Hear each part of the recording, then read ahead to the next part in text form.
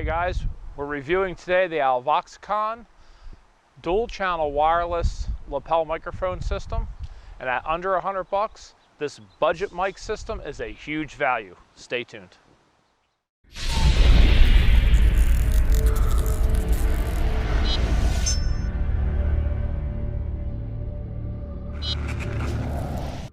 So here we have the Alvoxcon TG220 wireless lapel microphone system.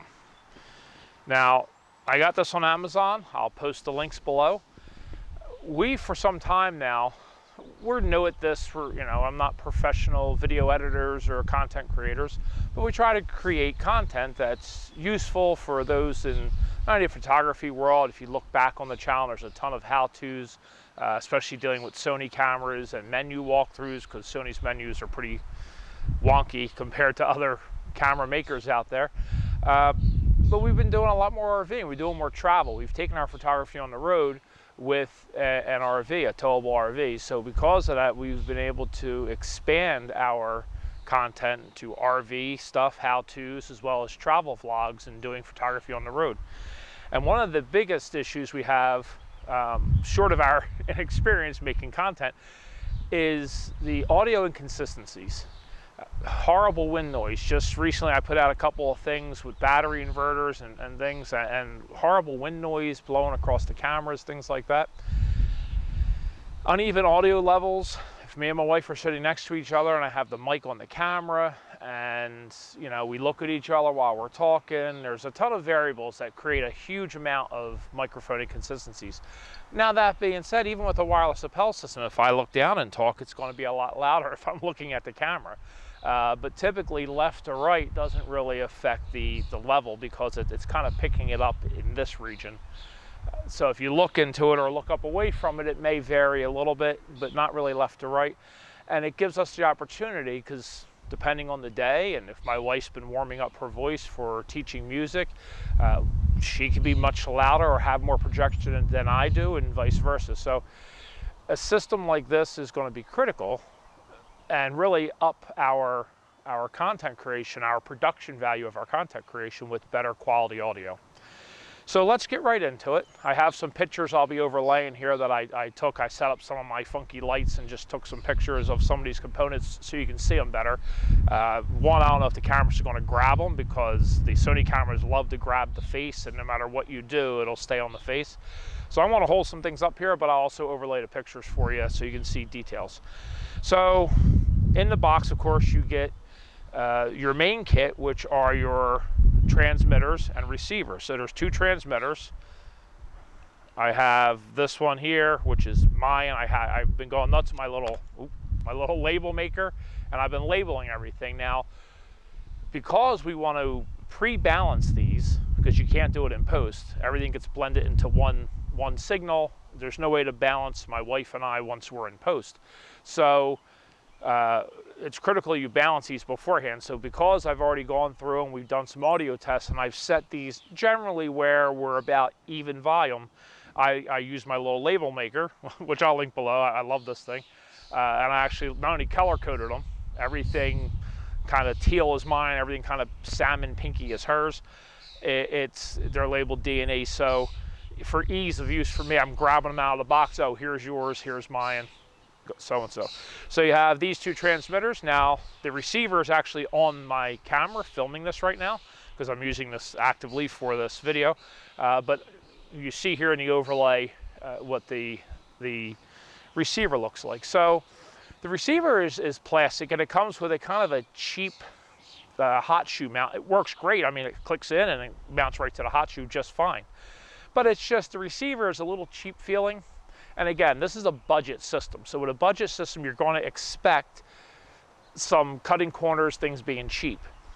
But I got to tell you, and we're going to get into really to break down towards the end of the video, it's a budget system, but there's a lot of good value to be had here. So the receiver's plastic. I guess they do that for weight.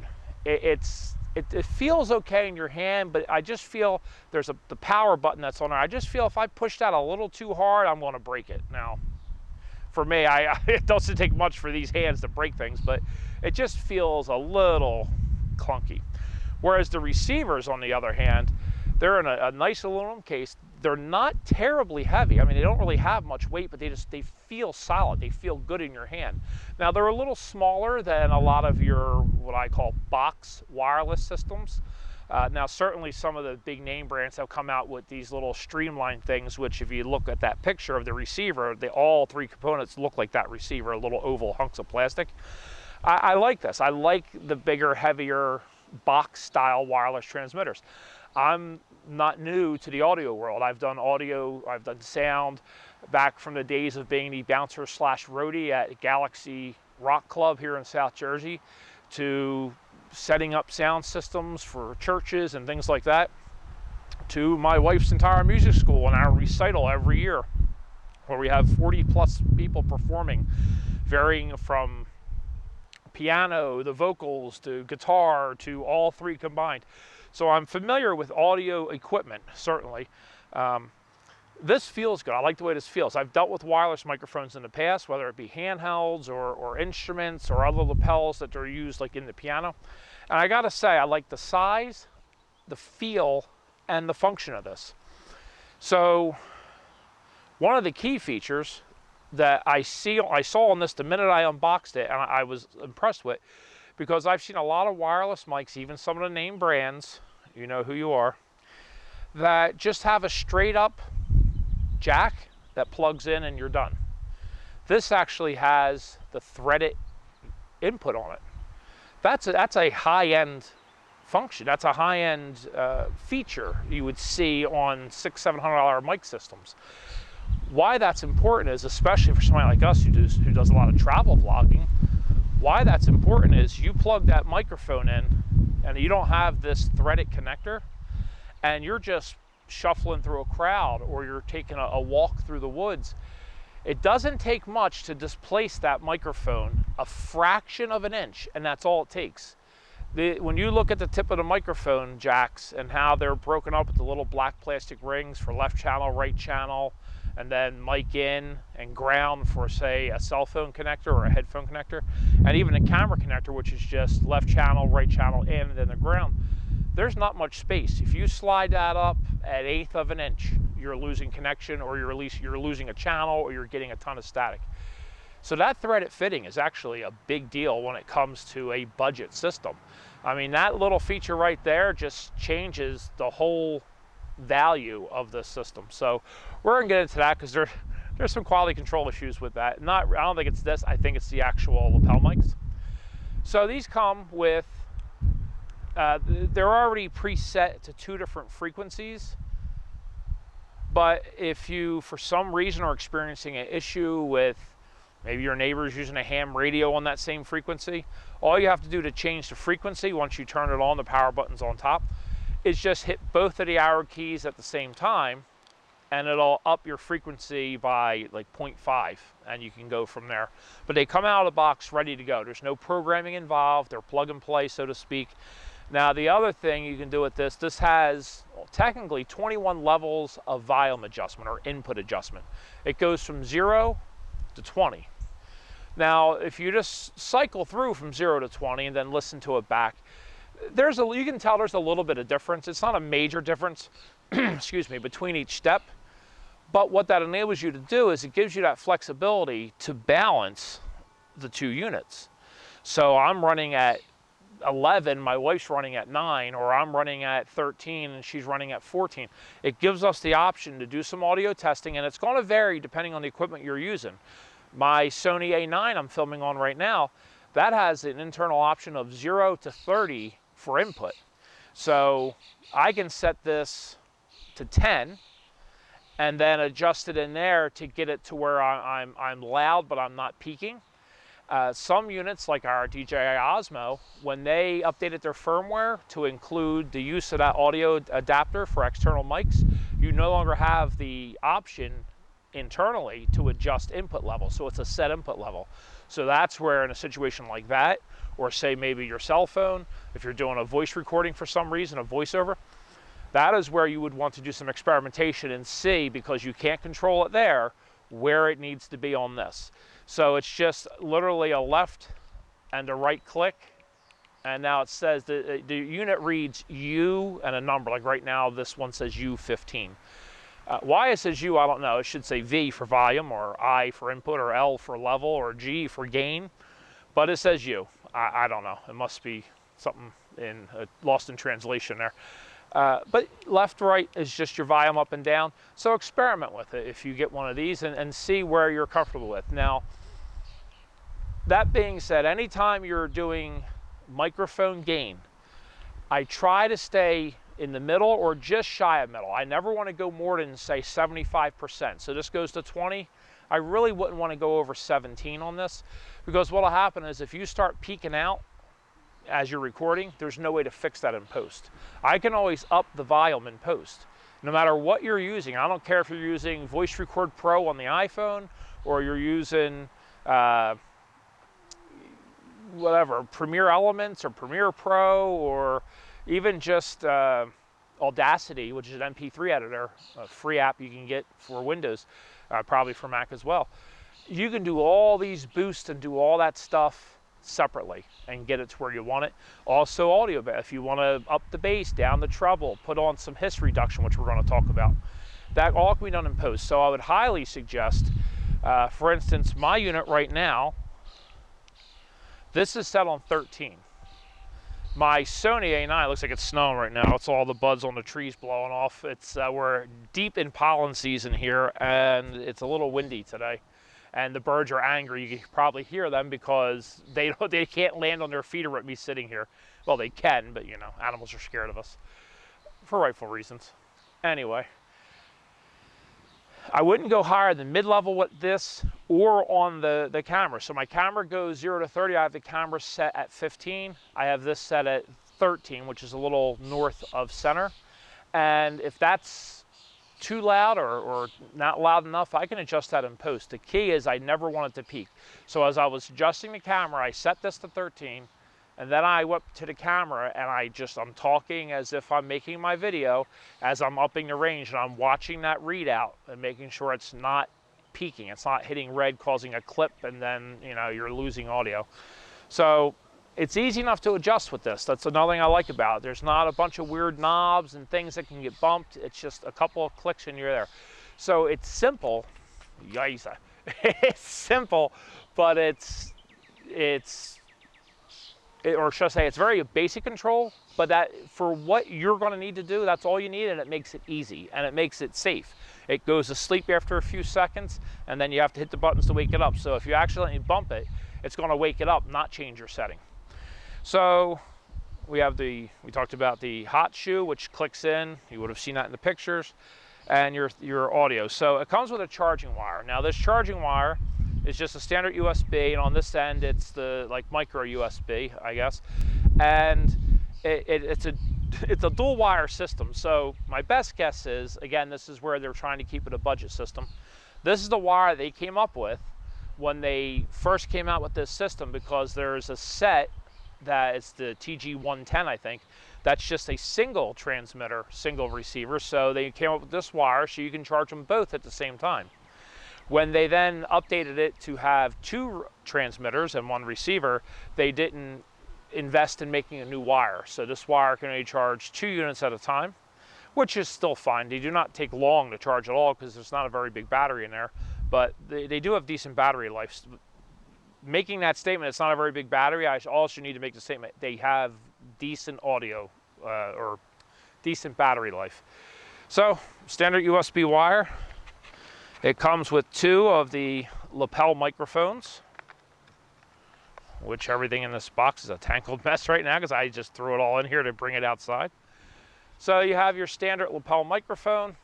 What I do like is the transmitters have the metal threads, and the microphone also has the metal coupler. So it's a metal to metal fitting, which is going to be a lot more secure. Plastic, if you grab the wire, something caught your wire, and it was a plastic nut or a plastic thread, it would just pull it right off. It would just strip that. So the fact that it is metal on metal, again, that's a high-end feature. Standard lapel clip, and the mic, this does have a little foam windscreen, which you can take off if you want to put on what they call a dead cat. This doesn't come with that. This foam type does a decent job. You will still hear a little bit of a muffled, you know, from like wind noise. And also, if I'm moving around, if I'm bending around, you may have already heard it in the video, I won't know until I get it to post. Any type of brushing, if it rubs your shirt, if you're moving around, if it's bouncing up and down on your chest, and that's any lapel, that's nothing to do with this system, that's any lapel situation, you'll get that kind of rustle. But in general, I think it picks up good. The microphone is omnidirectional. It has openings to the element on the top as well as all the way around the sides. So no matter how you mount it to your chest, it's going to pick up your voice nearly at the same level. Of course, the key feature that you would need with this system is a way to patch it into whatever you're recording with. So I'll put the overlay here. You see there's two connectors. One has a 90-degree end for the headphone jack. That's for your camera use. The other has a straight headphone jack, and that's for cell phone use. That would be this guy here. Now, I already have my little iPhone adapter. It lives on there, so if I ever do need this, there's seldom times I would ever hook this up and use it just to my phone, unless I was sitting on my couch. I want to do a voiceover to, say, the video I'm going to make of me turning pens for my brother and sister-in-law, Mark and Rhonda. He's a retired vet, 2 times over. He fought in the Gulf War for the Air Force, and then did a few tours on the ground in Afghanistan with the Army, just, you know, in recent years here. And so I'm making them a couple of pens. I used to be a part of this program called Freedom Pens, where you would get the pen kits for cheap and you would turn them and then you ship them back to Captain Eddie Caslin down in New Orleans, and he would ship them out all around the world to people serving overseas. Well, and all the times I was doing that, I just never thought I should send my brother's pens. So I've recently been speaking with my brother more frequently, and so I'm making them both some high-end pens and shipping them out. So I'll make a video of me turning pens, showing some slow motion features of the cameras, of my DJI Osmo, as well as the A9 and A7R3.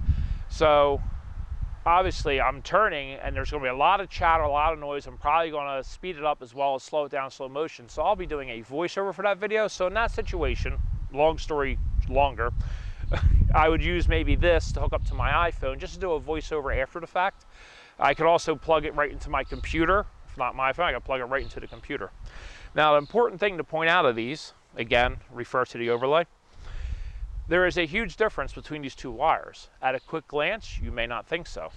So if you look at the green labeled phone cable and you look at the tip, there are 3 black rings that separate this into multiple channels. Now, why that is you have left channel for listening, right channel for listening, mic in, single channel mic in, and ground. The unit that goes into the camera with the orangey colored sticker on it, that only has 2 black rings, breaking it into 3 sections. And that is mic in, left channel, mic in, right channel, because remember it's a dual channel microphone system, and ground. So the way that these are lined up, they will not work interchangeably. If you plug the camera one into a phone, the proper prong sections are not going to line up to the contactors. It will not work, and vice versa. So it's important that you keep track and keep a mental note of which wire is which. So there's 3 real ways you can really get this down if you can memorize it. So one is the stickers. Eventually they are going to break or fall off. So let's forget the stickers. So one is the phone jack is straight, just like it would be on your headphones. The camera jack is 90 degrees. The phone jack has 3 little black lines. The camera jack only has 2.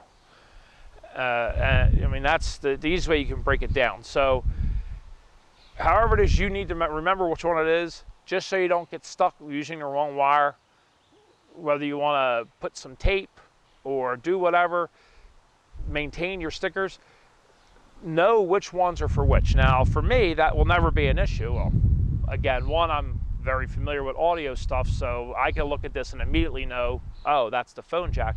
But for me, for iOS, I plug that little dongle on there, that lives on there, so I'll never mistake this wire for that wire. So, that being said, let's move on back to the transmitter for a moment. So, a couple of cons, quality control issues, downsides, however you want to phrase this with this unit. None of them are deal breakers, I'll say that straight away. So first off is build quality. So I want to start with the clip on the back, because for me, this is my biggest pet peeve with this system. Above anything else, the clip is a thorn in my side, and I'm very agitated.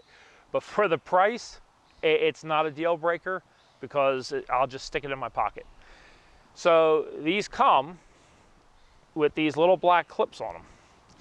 It's not this type of spring clip you would expect, where you would, you know, push here and it would lift up and down. It's just a straight, thin piece of plastic that's pretty tight and firm. But it's cheap plastic. And after only 2 times of using it, mine broke off. I then used the special acrylic epoxy type stuff to glue it back on. So when I used it again today, when I was trying to prep for this, it broke off at a lower spot. So expect your clips to break. Not a deal breaker, you don't really need them. These wires are long enough, I can reach around and put this in my back pocket. I can stuff it in my waistband. I can put it all the way to the bottom of my front pocket. There's plenty of wire. It's not really an issue, it's just disappointing. When you see the transmitters, how good they feel, and the quality of build, it makes you wonder why they would have put such a, excuse the term, but shitty clip on the back of this thing. So that's kind of a bummer for me. It's not a deal breaker. It's just frustration with, I'm a huge fan of doing things right. And that's just, that's something they could have spent an extra 40 cents on and had a better solution. The other thing, which isn't a transmitter issue, I believe it's the lapel mic issue. Now you can upgrade your lapel mics. You can go and buy the Rode mic, you can buy whatever. You just have to make sure it has the threaded end to utilize the threaded connector. When you put this on, when you plug this in, and I'll show you the overlay here for a better view, it kind of sits off wonky to the one side. So you have to plug it in, and then you kind of have to push it over and down, over by the black, and then with your fingers push down on the metal and turn it to get the threads caught. Once the threads are caught, it's a non-issue. But it's weird that that's not just a clean, straight-in connector, easily turned. But again, this threaded input here is solid. That doesn't move, that's not wobbly. So it has to be these connectors on the lav mics. And again, it's probably a cheap connector. That's why it's a budget kit. Not a deal breaker. You just got to be careful, because the last thing you want to do is start fighting to get this hooked up and break the wire. Or if you keep twisting it too hard, you may put a fray or something up here, and then now you got to replace the lavalier. You can get these relatively cheap, even brand name ones. You can get, well, the brand name ones can get up to over $100. But a basic lav mic you can get. In fact, I'll look if I can find a replacement that has this, and I'll add it to the links below if I can find something that's inexpensive, just so you have an option, a resource, if you want to upgrade it, or if yours breaks or there's some issue. I will look and see what I can find and link it below. And I may buy one and do a follow-up to this, as far as if that solves that wonky lineup problem. So they're trying to think if there's any, oh, well, the last thing, cons. There is a hiss. It's not really a con. Every microphone has a hiss. In some of my research and reading reviews on this, trying to prepare for this video, there is a lot of commentary about, oh, the hiss, oh, the hiss. But we're going to shift immediately to pros here and say the hiss is something that even the most simplest of editors that you may have has something called a low pass filter, and you drop that low pass filter on that and you set around 8,000 to 8,500 hertz, and you're golden. It takes out most of the hiss without really altering your voice. At the end of this video here, in just a few minutes, I'm going to do an audio test, and display on the screen, filter off, and then the hertz of the level of the low pass filter. So you can hear how much hiss comes off and how it affects the voice. So you can get an idea and experiment with it. Find your sweet spot depending on your voice. I have a low, mumbly kind of voice anyway, so I don't have to add too much low pass before my voice starts sounding like I'm talking into a bottle. But just experiment with it and see what works best for you. So let's talk about value. I think this has a good sound, as good as my Rode Video Micro, as good as my blue or purple Panda, whatever it was, Lavalier. I think it just sounds just as good as any mic I've used for recording purposes. Better, in fact, than some. The signal strength is amazing. I walked roughly 100 feet away from the camera with this attached to my hip. You know, turned around twice and started walking back when I was doing, because this isn't the first time I filmed this video. There's been several issues as I filmed, things that have come up, things I weren't happy with in post, so I just decided to refilm it and take these pictures because I was having focus issues and traffic noises and neighbors yelling, motorcycles drag racing. So in previous videos I was doing some testing, but I'll save you the time and just tell you, 100 feet plus, still good solid signal, quality sound. So there's no real reason you'd ever be using one of these and be 100 feet away from your camera. There may be some weird nature thing you're trying, some effect you're trying to pull where you're up on a cliff ledge somewhere and your camera's down bottom. It's gonna reach, it's gonna pick it up. So huge point there. Good signal, good distance to the sound. The sound's good. Hiss is easily fixed. The clip's a non-issue, shove it in your pocket, problem solved. The wonky wire is just a wonky wire, you just adjust it. All these cons are not deal breakers. It's a solid construction, the unit's lightweight, it's affordable, $95 on. What was I just saying about noise? That right there is my neighbor, which some of you YouTube people may know as Lance 210. He's my backyard neighbor, and that's his Audi R8, which is a pretty impressive car. He has it all wrapped in blue chrome and everything else, and yeah, you can always tell when he's about to hit the road.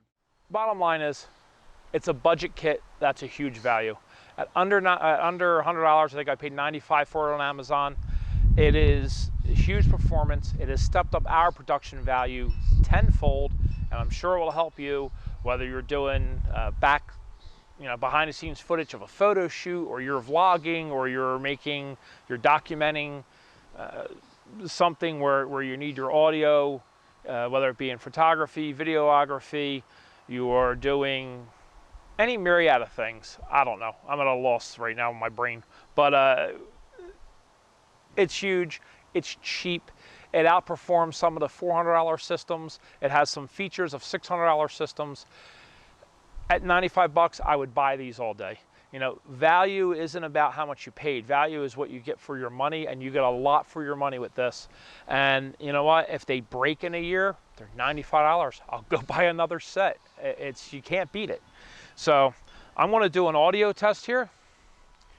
I'm just going to, there you go, I'll bring out the instruction booklet. I'm going to read one sentence from this instruction booklet, and then I'm going to overlay it a few times here with different frequency levels on the low pass filter and show you the differences and how simple it is to fix it, and kind of where you got to be careful where, well, there's still a lot of hiss or it sounds like I'm talking into an icebox.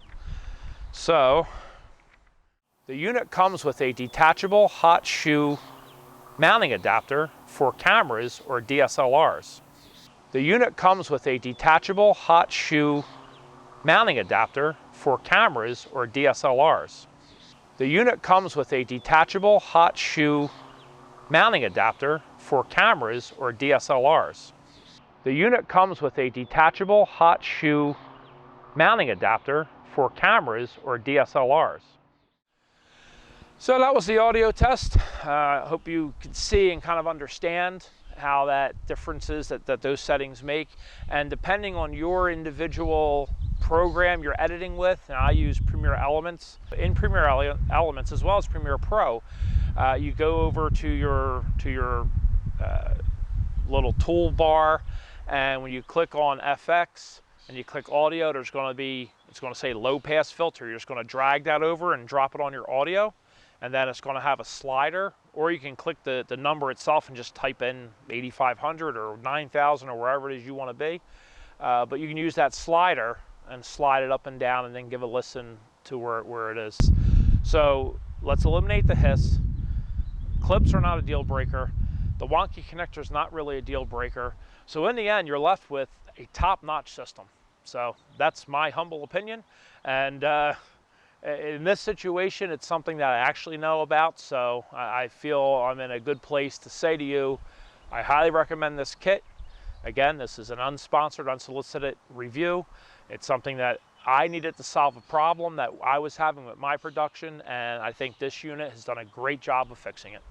So, until next time, be safe out there. Things are starting to open up. Don't go nuts. You know, we're hoping to try to get out and get some camping in. We'll probably be making a video about the lockdown, how it affected our travel plans for this year, everything we were going to do, and what kind of now we've been reduced to doing. So keep an eye out for some more travel vlogs, some photography. My wife's actually working on a little project right now throughout this whole lockdown as we start traveling, documenting how the world is functioning through the slow rollout, the slow opening, through basically street photography, like photojournalism type stuff. So you can check that out. When that comes about, we'll probably do a video talking about that in our next video here next week. So till then, again, please like and subscribe. Any support you can show our channel and help us grow is greatly appreciated. But anyway, thank you so much for watching. I hope you enjoy our content. Please like and subscribe, and we will see you next time.